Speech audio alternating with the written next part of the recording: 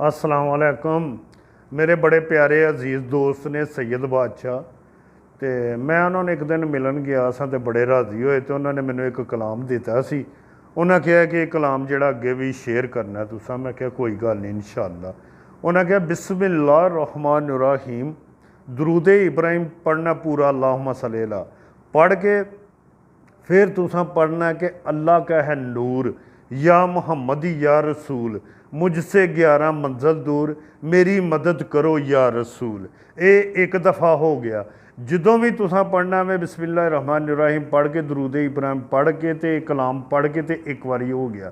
11 दफ़ा तुसा पढ़ना तो अल्लाह पाक की मेहरबानी नाल हर मुश्किल आसान हो जाएगी, क्योंकि सैयद के मूँह के विचों गल निकली दी कभी खता नहीं गई। उन्होंने कहा जिन्होंने तकवा रब ते उन्होंने टुकर हमेश भले नहीं बनते पंछी ते दरवेश। राजपूत का वेलकम हो गया।